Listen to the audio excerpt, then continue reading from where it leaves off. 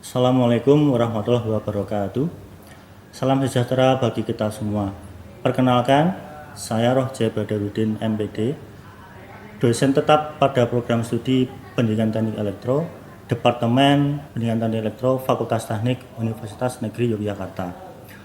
Video ini dibuat dengan tujuan untuk memenuhi salah satu persyaratan sertifikasi dosen tahun 2026, yaitu pernyataan diri dosen dalam unjuk kerja Tridharma Perguruan Tinggi atau PDD UKT-PT, khususnya pada bidang pengajaran. Pada kesempatan kali ini, perkenankan saya akan menjelaskan salah satu mata kuliah yang saya ampu, yaitu praktek mesin listrik pada program studi Pendidikan Teknik Elektro. Pendekatan pembelajaran yang digunakan ialah berbasis student center learning, praktik berkelompok, dan problem based learning. Baiklah, saya akan mulai menjelaskan deskripsi dan informasi umum mengenai mata kuliah praktik mesin listrik. Mata kuliah praktik mesin listrik ialah salah satu mata kuliah wajib bagi mahasiswa program studi Pendidikan Teknik Elektro, Fakultas Teknik Universitas Negeri Yogyakarta.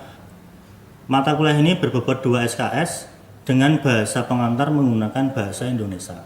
Capaian pembelajaran lulusan yang dibebankan pada mata kuliah praktek mesin listrik ialah yang pertama, menunjukkan sikap bertanggung jawab atas pekerjaan di bidang keahlian vokasional, teknik elektro, dan pembelajaran secara mandiri melalui penerapan budaya kerja industri dan strategi pembelajaran vokasional berkelanjutan. Yang kedua, menguasai konsep, teori, dan aplikasi basic science yang diperlukan dalam analisis, rancangan, dan evaluasi bidang teknik elektro. Yang ketiga, mampu mengaplikasikan konsep keilmuan teknik elektro pada konsentrasi teknik tenaga listrik atau teknik otomasi industri dengan mempertimbangkan aspek efisiensi, keselamatan dan kesehatan kerja, serta lingkungan hidup. Berikutnya, capaian pembelajaran mata kuliah atau CPMK praktek mesin listrik ialah sebagai berikut. Yang pertama, mahasiswa mampu menunjukkan sikap aktif, tanggung jawab, dan kemandirian dalam proses pembelajaran, serta menyusun penjelasan teknis dan argumen logis secara lisan maupun tertulis berdasarkan hasil kajian dasar kelistrikan. Yang kedua, mahasiswa mampu menganalisis aliran daya pada mesin arus arah, mesin arus bolak-balik, dan transformator. Yang ketiga, mahasiswa mampu melaksanakan pengujian karakteristik pada mesin arus arah, mesin arus bolak-balik, dan transformator. Yang keempat, mahasiswa mampu menganalisis efisiensi pada mesin arus arah, mesin arus bolak-balik, dan transformator. Dan yang kelima, mahasiswa mampu mengimplementasikan prinsip kerja paralel alternator, mengoperasikan mesin sinkron, dan mengatur sifat motor sinkron. Mata kuliah praktek mesin listrik merupakan mata kuliah yang mempelajari tentang yang pertama, pengujian karakteristik generator DC, yang kedua, pengujian karakteristik motor DC, yang ketiga, pengujian karakteristik trafo 1 fasa, yang keempat, pengujian karakteristik trafo 3 fasa, yang kelima, pengujian karakteristik motor induksi 3 fasa, yang keenam, pengujian karakteristik generator sinkron 3 fasa, dan yang ketujuh, pengujian karakteristik motor sinkron 3 fasa. Teknik penyampaian materi yang dilakukan ialah melalui ceramah dengan saya memberikan pengantar terhadap topik praktikum, pembahasan kajian teori yang menjadikan dasar prinsip kerja dari mesin listrik, kemudian mahasiswa melakukan praktik secara berkelompok maksimal 2 orang untuk merakit, mengoperasikan, dan pengambilan data dari mesin listrik yang diuji. Referensi utama yang digunakan ialah bahan ajar berupa lab sheet praktek mesin listrik, disertai dengan modul penunjang, serta buku maupun jurnal ilmiah lain yang mendukung perkuliahan. Pembelajaran mata kuliah praktek mesin listrik dilaksanakan secara tatap muka dalam 16 kali pertemuan dengan kehadiran mahasiswa 75% dari keseluruhan tatap muka dengan kewajiban penyelesaian lab sheet praktikum secara tuntas. Saya berinteraksi dengan mahasiswa dengan membuka tanya jawab dengan mahasiswa. Saya juga membuka sesi diskusi dengan mahasiswa baik saat pengantar perkuliahan praktik saat kegiatan praktik dimulai maupun setelah pengambilan data praktik. Saya juga memberikan umpan balik terhadap hasil kinerja mahasiswa yang juga merupakan bagian dari penilaian mahasiswa. Setiap mahasiswa wajib menuntaskan lab sheet praktik yang direalisasikan secara berkelompok maksimal 2 orang. Kemudian data hasil pengamatan praktik dianalisis dan dituangkan dalam bentuk laporan praktik. Penilaian unjuk kerja juga dilakukan dan mengoperasikan unit alat mesin listrik untuk menguji karakteristik salah satu jenis mesin listrik dan menganalisis hasil pengujiannya. Komponen dan bobot penilaian mata kuliah praktek mesin listrik meliputi yang pertama komponen kognitif, yaitu mencakup komponen kehadiran dengan bobot sebesar 10%, tugas dengan bobot 20%, ujian akhir semester dengan bobot 20%. Komponen yang kedua ialah komponen partisipatif, di mana mahasiswa terlibat aktif dalam tim based project atau permasalahan yang ada dengan bobot 50%. Demikian informasi yang dapat saya berikan terkait mata kuliah praktek mesin listrik pada program studi Pendidikan Teknik Elektro Fakultas Teknik Universitas Negeri Yogyakarta.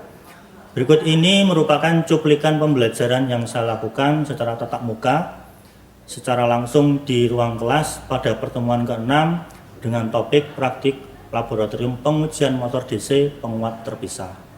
Baik, selamat pagi. Assalamualaikum warahmatullahi wabarakatuh. Waalaikumsalam warahmatullahi wabarakatuh. Gimana kabar hari ini? Alhamdulillah. Ya.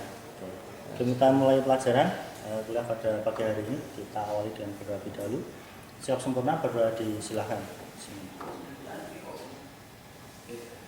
Berdoa deklarasi. Terima kasih. Sebelum kita masuk pada materi, kita presensi dulu ya untuk tokennya. Silakan bisa dibuka masing-masing. Tokennya UTUK. Silakan bisa dibuka ya, nanti kita. Oke, baik. Sudah semuanya. Materi hari ini adalah motor DC. Jadi nanti kita melakukan pengujian karakteristik motor DC ya. Sebelum kemarin kita sudah menyelesaikan di materi generator DC. Ada masih ingat apa itu generator DC? Yaitu mesin yang berjalan dengan arus arah lah. Ya, generator berarti dia mengubah apa? Energi gerak jadi listrik. Energi gerak menjadi energi listrik. Kalau motor yang kita praktekkan hari ini berarti listrik menjadi gerak. Ada masih ingat jenis-jenis generator DC? Ada berapa?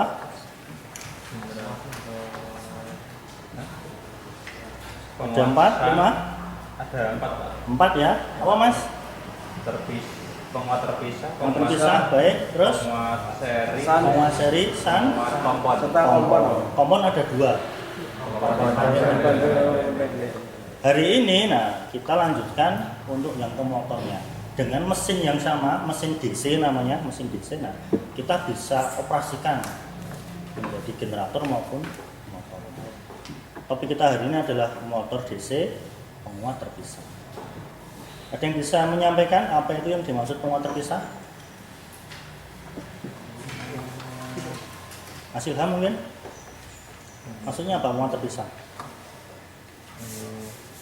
Medan magnetnya. Oh, Mas Abiyu silahkan. Terpisah dari tegangan sumber motor arus arah dengan sumber tegangan medan magnet yang terpisah dari tegangan sumber dari motor itu. Betul sekali. Jadi cara mengidentifikasinya adalah dari namanya penguat terpisah. Berarti untuk penguat medan magnetnya diambilkan dari sumber yang berbeda, yang kejanggarnya itu namanya penguat terpisah.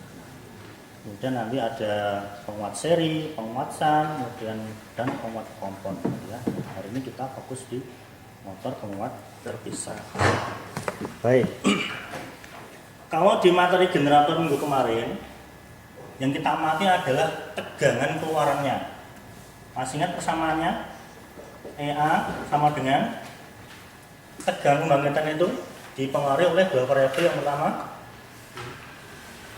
medan magnet, yang kedua putaran. Ketika putarannya naik, maka tegangan yang dibangkitkan juga ikut Begitu juga flux magnetnya, ketika semakin kuat tegangan yang dibangkitkan juga semakin tinggi. Topik kita hari ini adalah motor, berarti yang kita amati adalah putaran. Kita rubah ini ya, N sama dengan EA dibagi 10. Yang kita amati nanti adalah putarannya, sehingga putaran dipengaruhi oleh yang pertama EA flux magnet. Ini kalau kita jabarkan lagi, EA itu dari mana? V tegangan sumbernya dikurangi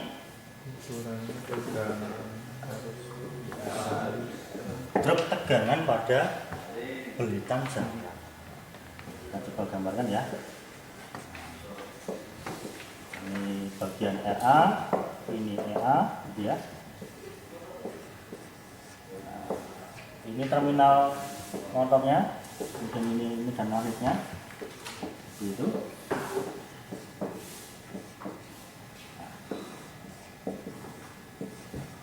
RA ini V-nya ada mengalir arus IA, betul sekali. Sehingga tegangan di sini EA di sini, EA ya. Cara mencarinya bagaimana ya? Tegangan sumbernya dikurangi drop tegangan di resistansi jangkarnya. Gitu ya. Kemudian dibagi dengan medan.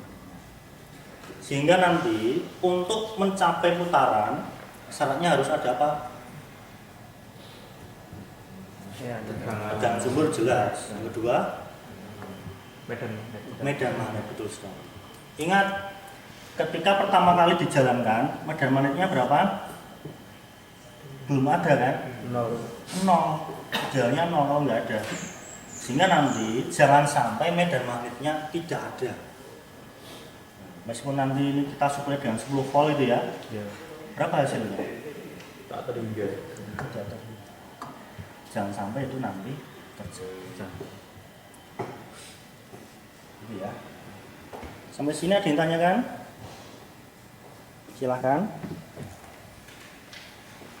Ada yang jelas? Jelas, Pak. Sekarang prosedur pengoperasiannya. Prosedurnya. Yang pertama apa? Jelas nanti harus kita pasang dulu ya, pengawatan kabel, instrumen dan sebagainya itu ya. Pengawatan kabel dan instrumen. Nanti wajib saya periksa dulu, jangan sampai nanti terjadi kegagalan pengoperasian. Ini sangat berbahaya sekali. Yang kedua nanti apa? Ada ya di lasitnya masing-masing tuh ya. Nah, nanti saya periksa dulu. 3.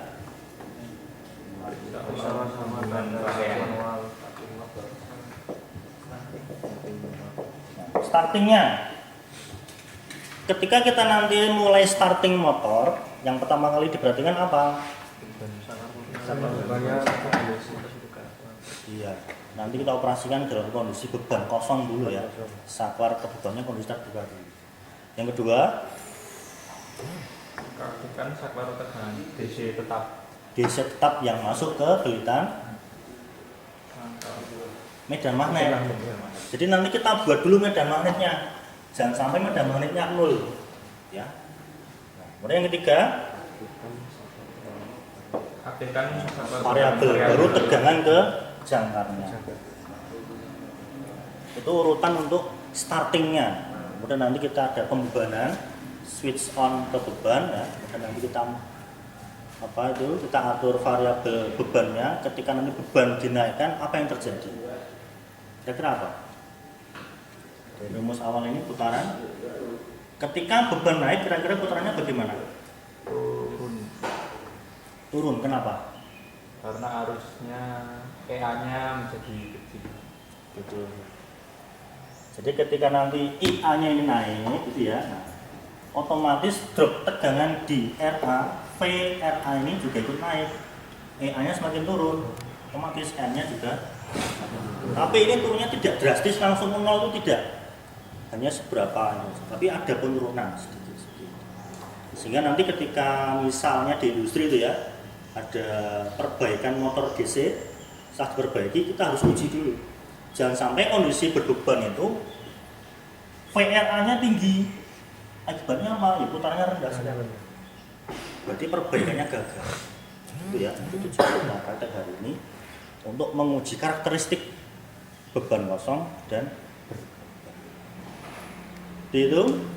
Kemudian untuk menghentikan motor DC, bagaimana?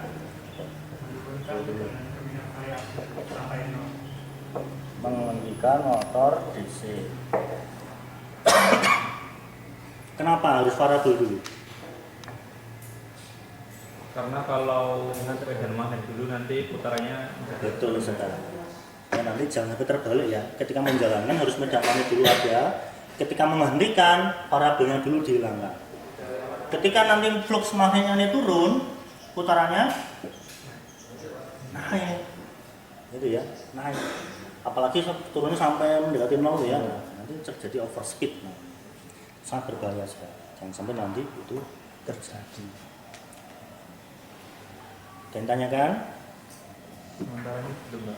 Belum ya? Jelas? Nah, tolong nanti karena kita unitnya cuma 2, kita hanya 2 yang beroperasi dengan baik, nanti kita bergantian. Bukan keroyokan ya, tapi saya ingin nanti 2 orang, 2 mahasiswa masing-masing alat pegang, karena prinsip nanti kita mengoperasikan 2 buah mesin motor DC untuk menggerakkan generator DC. Jadi nanti dioperasikan masing-masing 2 mahasiswa gitu ya. Nah, ini nanti potensinya sudah tersampaikan. Gitu ya. Silahkan. Kita mulai praktek.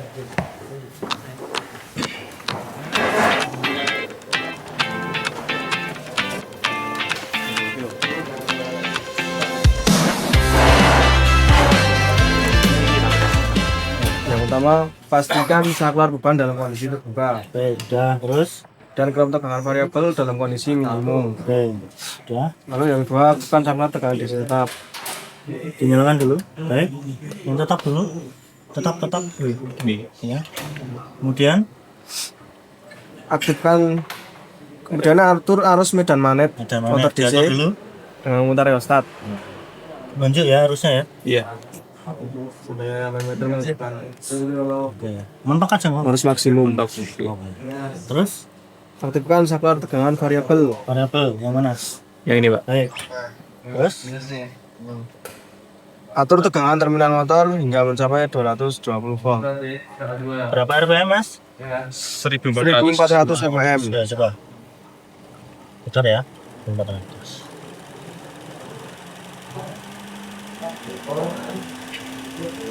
Dapatkan dulu tegangannya 220 volt 20 volt.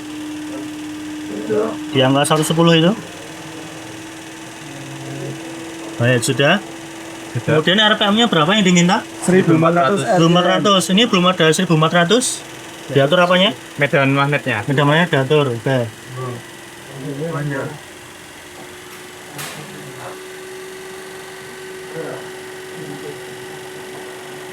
Baik. Udah ya. Nah. Dalam kondisi seperti ini beban kosong. Berapa nilai arus yang mengalir? Arus jangkarnya berapa? Arus jangkar yang mengalir 0, kita menggunakan 5. Oh, itu ada. Data syukurnya 5 ampere berarti 0,2 ampere. kita kan arusnya 0,2, tegangannya berapa, kemudian RPM-nya berapa di tabel 1. Siap. Kemudian kita operasikan kondisi berbeban. Berarti saklarnya ditutup. Baik, apalagi? Atur rheostat medan generator hingga sekitar 0,5. Ini. Diatur dulu. 0,5. Ya.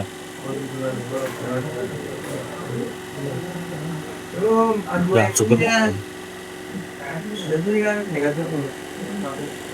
Kemudian Atur RL hingga arus jangkar motor sesuai pada berapa ampere?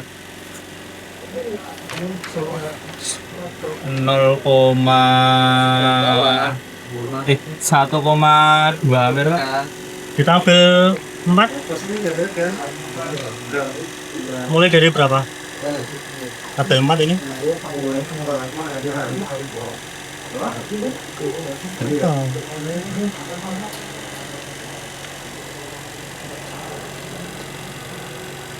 Dari 0,35.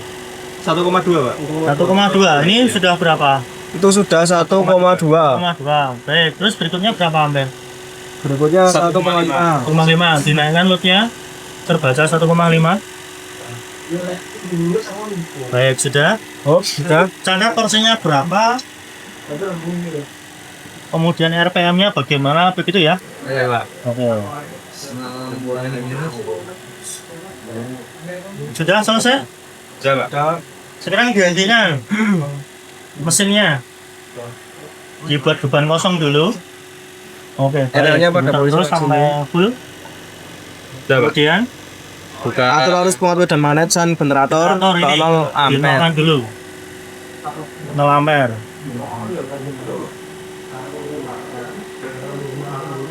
Baik, kemudian Buka saklar beban. oke. Terus Turunkan tegangan terminal variabel. variabel diturunkan Sehingga motor 0 volt. ya sampai 0 rpm. Kemudian terakhir Atur rheostat penguat medan magnet pada motor DC hingga harus 0. 0 ampere ya. Ampere. Sudah ya. Matikan. Kemudian matikan power supply-nya. Oke, baik, terima kasih sudah selesai prakteknya. Silahkan bisa dirapikan, dikembalikan peralatannya. Siapa? Baik, mohon perhatiannya sebentar. Jadi setelah kita melaksanakan praktek tadi ya, nah kita diskusikan terkait dengan hasil prakteknya. Semoga nanti untuk jadi bahan teman-teman untuk membuat laporan, sebenarnya tidak ada kesalahan yang fatal ya. Kita diskusikan pada tugas dan pertanyaan itu di halaman 11 ya, sudah semua. Nanti berdasarkan tabel pengamatan, ada tabel 1, 2, kemudian nanti ada 3 dan 4. Baik, yang pertama apa itu? Hitunglah rugi inti dan gesek. Dari mana? PB. Ada yang tahu? PB dari mana? Beban kosong.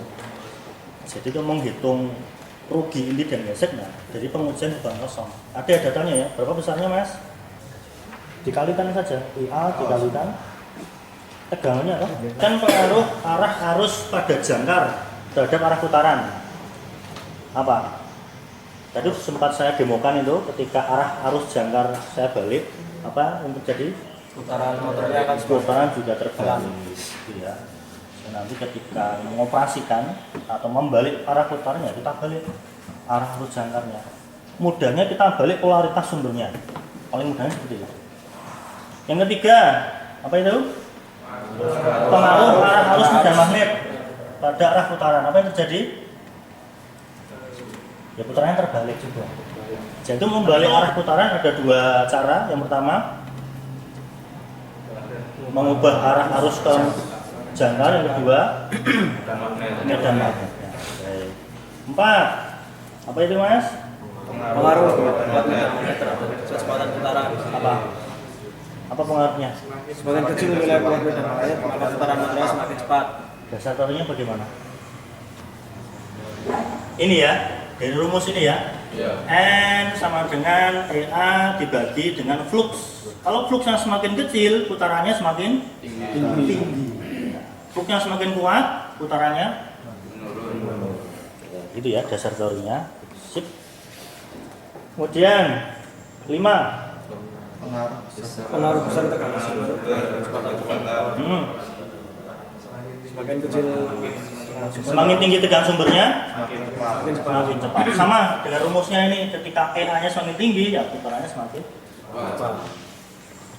Baik, yang ke-6, ada yang ingin maju? Grafik karakteristik.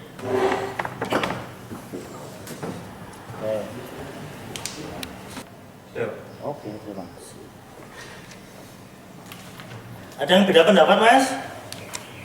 Pak, punya saya lurus, tidak belok-belok. tergantung datanya masing-masing.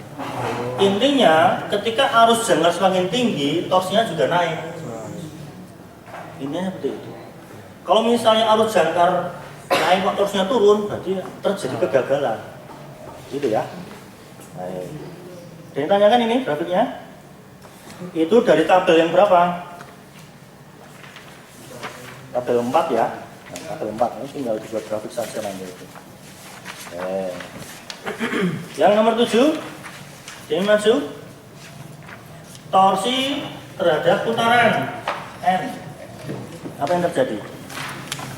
Karena torsi tinggi itu diperoleh dari putaran yang rendah. Pasti. Nomor 8. Arus jangkar terhadap putaran. Misalnya ini N, ini arus jangkarnya. Apa yang terjadi? Kalau arus jangkarnya kecil, Arus jangkarnya naik, putarannya bukan rendah ya, ada penurunan. Misalnya dari berapa putarannya? Tadi yang awal bukan kosong.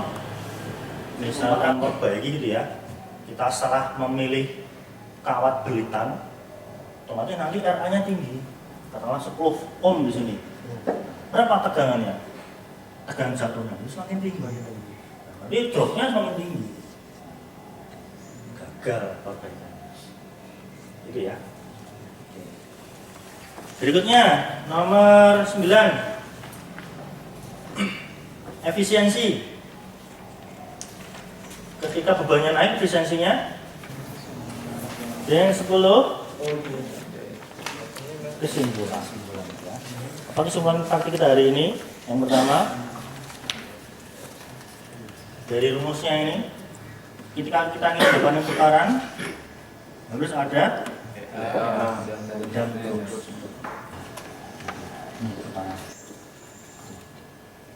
Aktivitasnya nanti dielaborasi masing-masing ya, nanti laporan dikumpulkan di diskusi. Ada diskusi sebelum saya akhiri? Saya mau nanya Pak, Saya Mas Andika. itu kan eranya dibikin kecil banget Pak. Jika emang dibikin nggak ada, apa yang terjadi Pak? Karena kan Tidak kecil mungkin. banget. Berarti nggak mungkin Pak? Tidak mungkin. Ada masih ingat hukum fisika? Bukan hukum fisika ya. Nah, di materi fisika, sebuah kawat pasti dia mempunyai hambatan jenis rho. Hambatan jenis tembaga itu berapa? Dia ada tabelnya, ada standarnya. Jadi kalau ini 0, tidak mungkin. Nah, untuk memperkecil RA ini, yang pertama bisa memperbesar penampang. Penampang apa? Penampang kawat belitannya itu. Biar nanti R-nya kecil. Sehingga dengan kawat besar, tapi jumlah belitanya tidak banyak. Cukup ya? Baik, terima kasih. Kita sudah menyelesaikan praktek, kita sudah diskusi gitu ya. Nah, nanti laporannya sudah diselesaikan, nanti saya periksa di siswa masing. Baik, untuk mengakhiri kuliah pada pagi hari ini, menjelang siang hari ini ya, kita mengucap doa syukur hamba bersama-sama. Alhamdulillah. Sekian dari saya. Assalamualaikum warahmatullahi wabarakatuh. Waalaikumsalam warahmatullahi wabarakatuh. Baiklah, demikian pernyataan diri saya dalam unjuk kerja Tridharma Perguruan Tinggi, khususnya bidang pengajaran pada mata kuliah praktek mesin listrik. Terima kasih. Wassalamualaikum warahmatullahi wabarakatuh.